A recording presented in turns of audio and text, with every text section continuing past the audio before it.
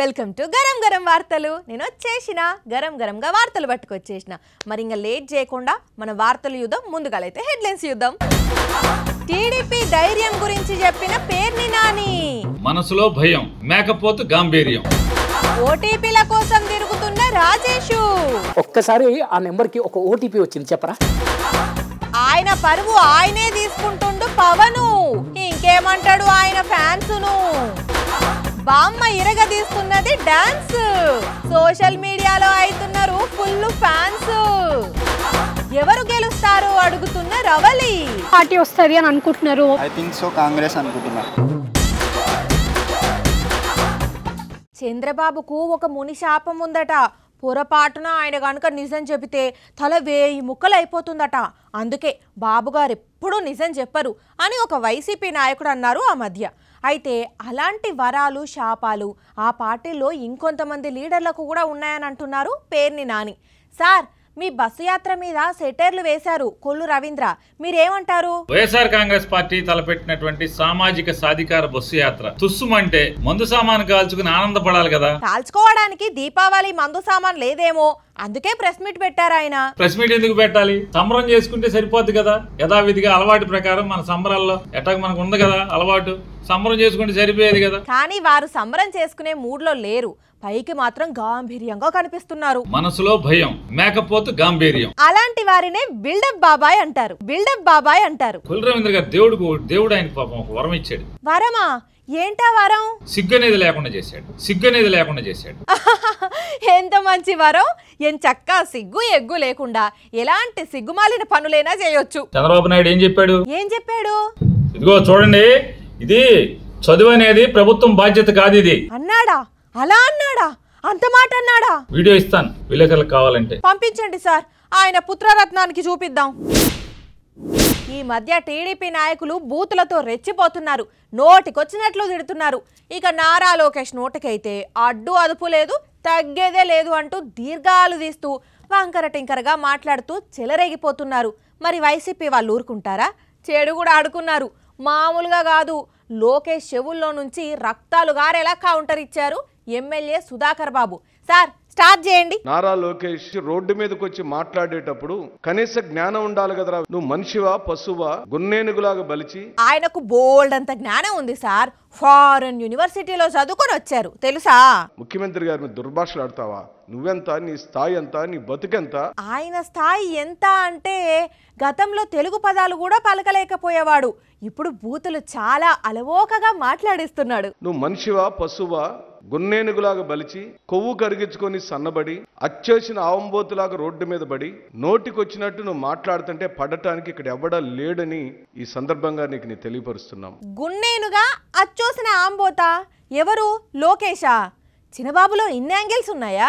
నువ్వు దొంగవు కాబట్టి, నీ పార్టీ దొంగది కాబట్టి, దండుపాళ్యం ముఠా మీరు కాబట్టి. టీడీపీ దండుపాళ్యం ముఠానా? ఇదెప్పుడు పెట్టారు? అటు ఇటుగా నోడా ఆడంగి వెదవా. వామ్మో వామ్మో, ఏంది సార్ ఆ తిట్లు? ఆయన విన్నాడంటే పాదయాత్ర వాయిదా వేసి మళ్ళీ ఢిల్లీ వెళ్ళి కూర్చుంటాడు. ఎన్ని తిట్టులు తిట్టినా నీకు పూర్తి అర్హత ఉందరా అబ్బాయి. ఎంత అర్హత ఉంటే మాత్రం మరీ ఇలా తిడతారా సార్? పాపం, ఇక వదిలేయండి సార్. ఇంట్లో బలిసి కొట్టుకుంటున్న నిన్ను ఒళ్ళు కొవ్వెక్కి కండ కావరం బట్టి నిన్ను మీ అయ్య రోడ్డు మీద వదిలాడు. ఓహో, అంటే తండ్రి మీద కోపం మీ మీద చూపిస్తున్నాడన్నమాట. అదా సంగతి. నువ్వేమంటావురా బోకేష్ ప్యాకప్ 2024లో? అవునంట సార్. ఒరే, నీకు దమ్ముంటే నువ్వు నిజంగానే ఎన్టీఆర్ మనవుడు చంద్రబాబు నాయుడు కొడుకు అయితే నువ్వు నిలబడరా ఛాలెంజ్ మీద. ఇంకా చాలు సార్. వెదవా, చెత్త వెదవా, సిగ్గు శరం లేనివాడా, బ్యాక్ డోర్ వాడా, ప్రత్యక్ష ఎన్నికల్లో ఒక్కసారి కూడా గెలవలేని అటు ఇటు కానుమోకవాడా. తానేదో పెద్ద గొప్ప గట్టి మాస్ లీడర్ను అని అందరూ అనుకోవాలని అలా అచ్చోసినట్లు రెచ్చిపోయి పిచ్చి పిచ్చిగా మాట్లాడడం లోకేశానికి అలవాటు అయిపోయింది. సార్, ఇప్పుడు మీ తిట్లు కనుక విన్నాడంటే మళ్ళీ ఢిల్లీ టూర్ ఖాయం.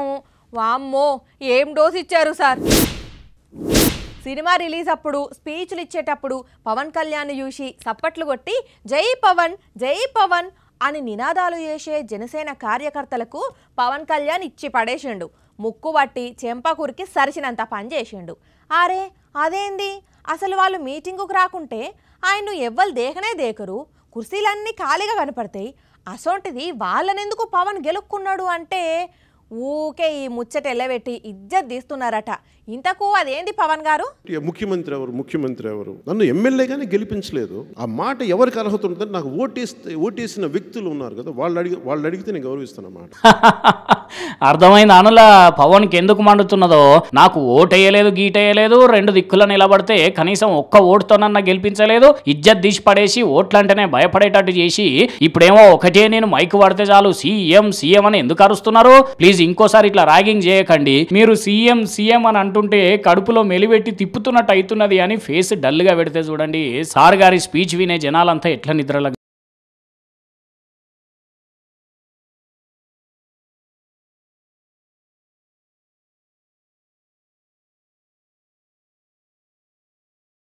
లేవండి మీరు ఇట్లా నిద్రపోతే ఆయన కూడా నిద్రపోతాడు. ఇక ఆయన దీన్ని మీటింగ్ హాల్ అన్నారు, స్లీపింగ్ రూమ్ అంటారు. కొడుక ఒక్కొక్కరు మామూలు కావాలింతలు తీస్తలేరు కదా, ఎల్కేజీ యూకేజీ పిల్లలు కదా, ఇంటి దగ్గర పెరుగన్నం తినొచ్చి క్లాస్ రూమ్ లో నిద్రపోయినట్టే నిద్రపోతున్నారు.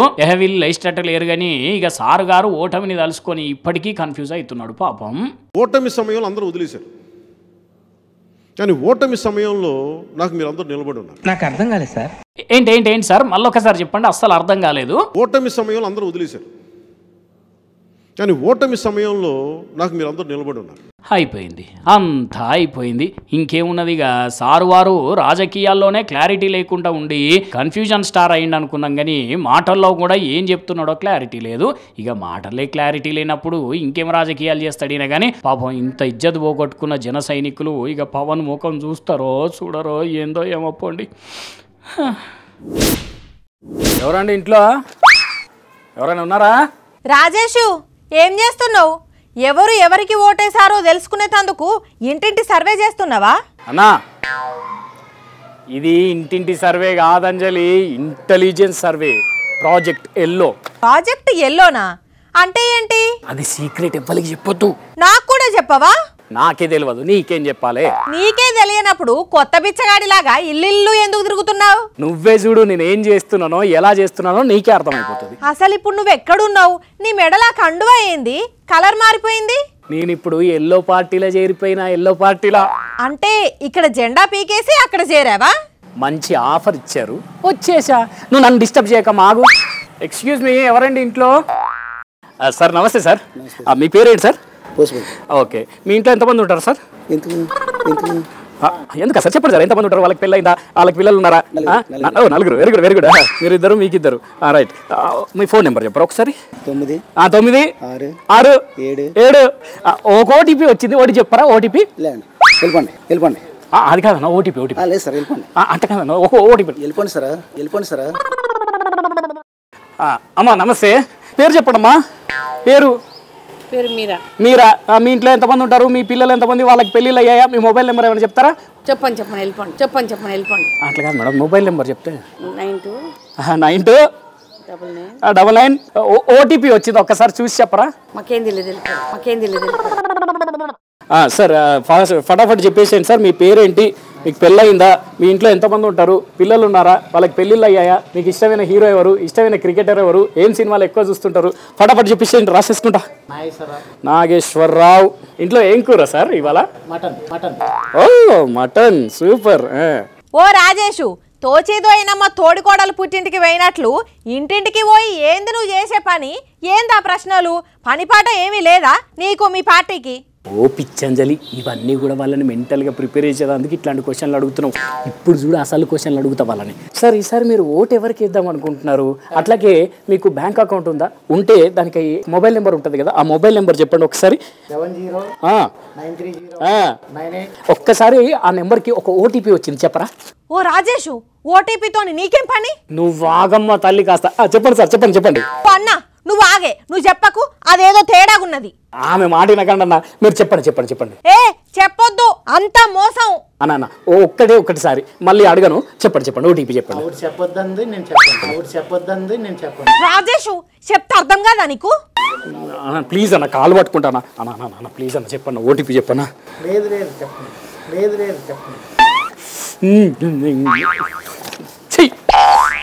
A few moments later. అయ్యో ఏమైంది? ఓటీపీల కోసం ఎండలో బాగా తిరిగావా? ముఖమంతా కమిలిపోయింది. ఒళ్ళంతా కమిలిపోయేట్టు కుమ్మేశారు అంజలి. ఎవరు? ఇంకెవరు? జనం. ఎందుకు? ఓటీపీలు అడుగుతుంటే సైబర్ నేరగాడు అనుకుని స్తంభానికి కట్టేసి అరగంట సేపు కుమ్ముడు కుమ్మారు అంజలి. అమ్మ, ఏ పాటలో ఏ బోన్ ఇరిగిందో కూడా అర్థం కావట్లేదు. నేను ముందే హెచ్చరించాను నిన్ను. ముక్కు మొహం తెలియని వాడు తలుపు తట్టి వెదవ ప్రశ్నలన్నీ వేసి ఓటీపీలు చెప్పమంటే ఊరుకుంటారు. మంచి పని చేశారు. ఎల్లి కాపడం పెట్టుకో. ఇంకా అక్కడే ఉంటే మరో రౌండ్ వేసుకుంటారు.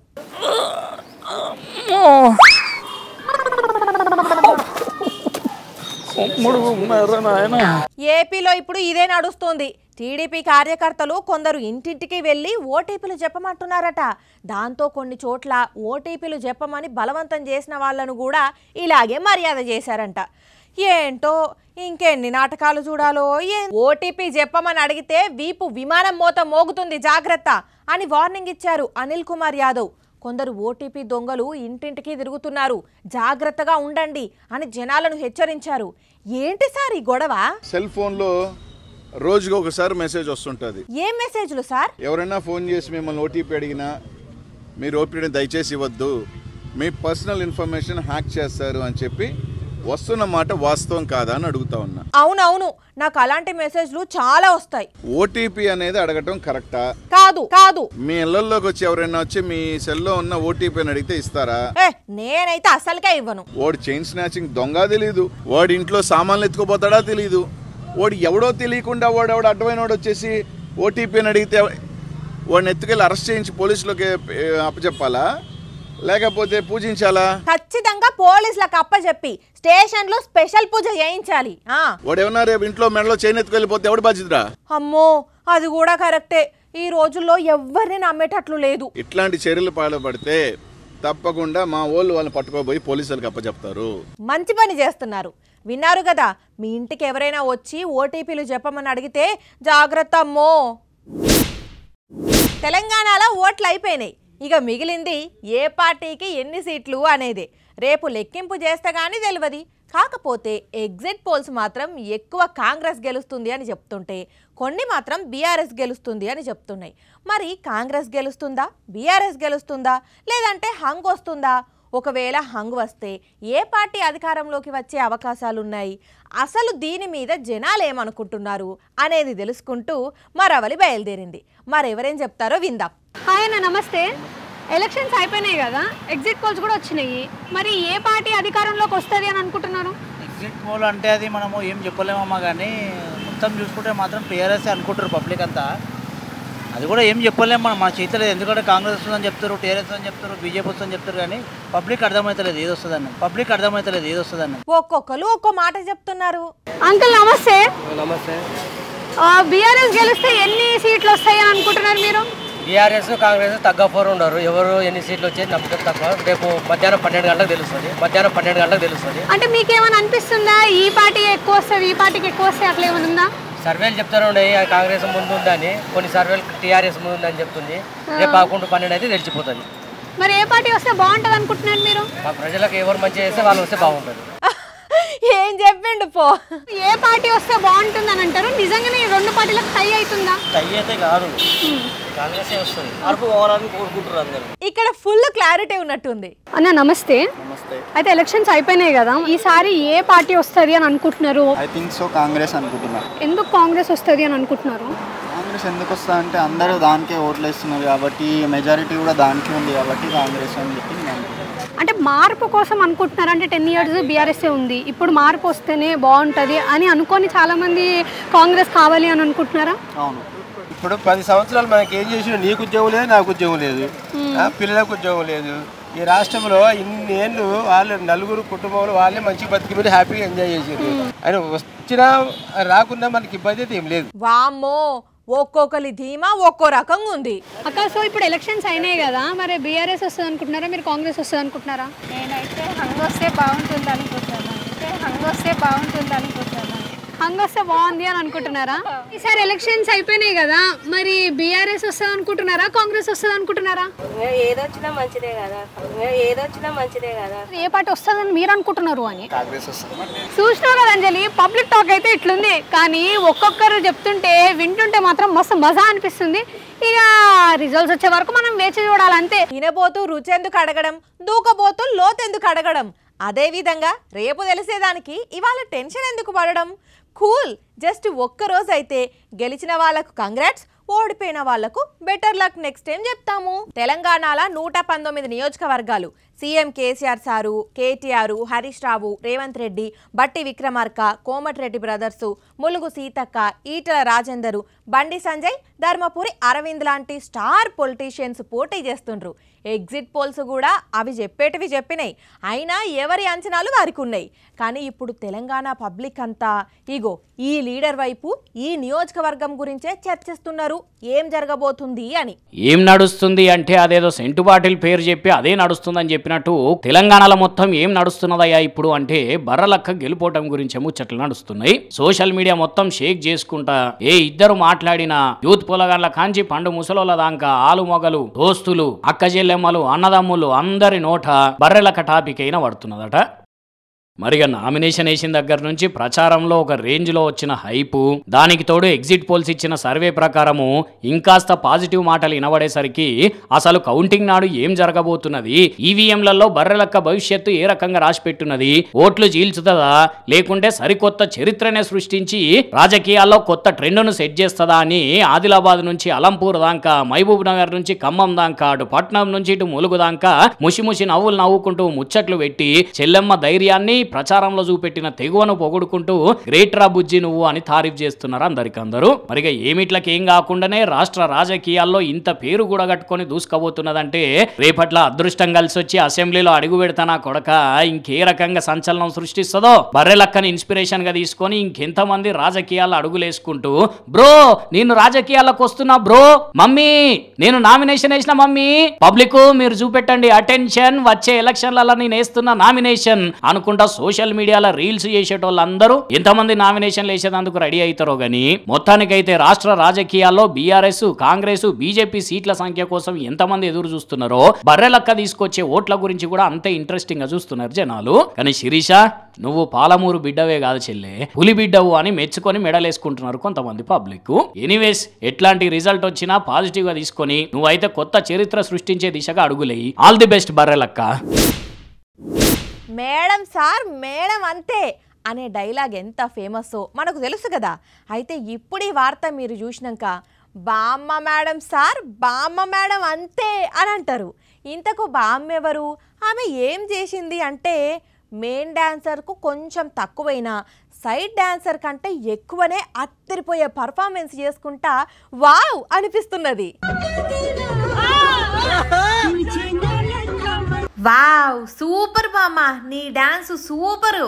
అందరికి వయసు పెరిగితే అలుపొస్తుందేమో, కానీ అదే నీకు ఊపొస్తున్నది. అందుకే అదే ఊపుతో డాన్స్ ఒక ఊపుడు వేపేస్తున్నావు. గ్రేట్ బామ్మ, గ్రేట్. చూసిండ్రా, ఓ స్టెప్ ఎక్కువైనా పర్వాలే కానీ తక్కువ కాకుండా చూసుకోండి అన్నట్టే ఎంత బాగా డాన్స్ చేస్తున్నదో. పడుసమ్మాయిలకు కూడా ఇంత బాగా డాన్స్ చేసుడు వస్తుందో రాదో. మామూలుగా ఈ వయసులో ఉన్నోళ్ళు వేరే వాళ్ళైతే చేతిలో కర్ర పట్టుకుంటే తప్ప కదలలేరు. కానీ అదే ఈ అవ్వ హుషారు డాన్స్ చేసుడే కాదు, అక్కడ ఉన్నోళ్ళందరినీ కూడా హుషారు గుంచుతున్నది. మరి అవ్వ పేరేందో ఎక్కడనో తెలియదు కానీ ఇప్పుడు ఈ డాన్స్ సోషల్ మీడియాను షేక్ చేస్తున్నది. అందుకే బామ్మ మేడం సార్, బామ్మ మేడం అంతే. పిల్లలాడుకునే బొమ్మలు ఎలుకలకు కనబడితే చాలు వచ్చి నోటితోని గరిచి కన్నాలకు పట్టుకపోతుంటాయి. తర్వాత వాటిని కొరికి కొరికి తుక్కు చేస్తాయి. మరి వాటి పండ్లకి ఏమనిపిస్తుందో తెలియదు కానీ ప్లాస్టిక్ వస్తువులు కనపడితే అస్సలకే ఉంచాయి. కానీ అదేందో గీడో వింత ఎలుక ఓ ఆట బొమ్మ స్కూటర్ కనపడితే దాంతోనే ఏం చక్కగా ఆడుకుంటున్నది. అరే వా ఎలుక చూడండి ఎంత మంచిగా స్కూటర్ మీదకి ఎక్కి అటు ఇటు తిప్పుకుంటూ ఆడుకుంటున్నదో. చూస్తుంటే చిన్నపిల్లలు సంబరపడ్డట్టే సంబరపడుతున్నట్టున్నదిగా. మరి ఇంట్లో పిల్లలు ఎవరన్నా ఆడుకుంటుంటే చూసిందో ఇది ఇంతకుముందు ఏమో కానీ బొమ్మ కనబడుతూనే మామూలుగా అయితే వేరే ఎలుకలు ప్లాస్టిక్ కదా అని చెప్పి లటుక్కున కొరికి ఏదన్నా కన్నంలాగా పట్టుకొని పోతాయి. కానీ ఇది అట్లా కాకుండా బొమ్మలతోనే ఆడుకుంటున్నది. మరే పాటో ఇది షిట్టి ఎలుకనే ఉన్నట్టున్నది, అందుకే ఇట్లా ఆడుకుంటున్నది. సరేగాని మూషికము ఆడుకున్న దాన్ని ఆడుకున్నట్టే ఉండు. పుసుకున్న ఇంటికి పోయిన తర్వాత అమ్మాయి నాకు స్కూటర్ కావాలి అని ఏడిచినావు అనుకో, మళ్ళీ మీ అమ్మేళ్ళకి వచ్చి స్కూటర్ ఎత్తుకపోతే దీని ఓనర్ పిల్లగాడు బాధపడతాడు. ఏడున్నదో తెలియక ఉత్తగా ఆయన నేర్పించినట్టు అవుతుంది. చెయ్యకట్లా సరేనా? కానీ లెక్కన చూస్తుంటే రేపట్ల ఎలుకలు కప్పలు పిల్లులు కూడా వాహనాలు తయారు చేసుకొని వాటి మీదనే తిరిగేటట్టున్నాయి కదా, అటు ఇటు ఉరకకుండా. కానీ భలేగా ఆడుకున్నది పోయింది ఎలుకనైతే కదా. ఇక ఇవి మరి ఇయాల్టి గరం గరం వార్తలు. మళ్ళీ రేపు ఇదే టైంకి ఇట్లనే మంచి మంచి వార్తలు పట్టుకొని వస్తాం మీకోసం నేను. అప్పటిదాకా ఏం చేయాలి? చూస్తూనే ఉండండి సాక్షి టీవీ. గుర్తున్నది కదా మన టైం రాత్రి 8:30కి, మళ్ళీ పొద్దున 8:30కి. ఉంటా మరి.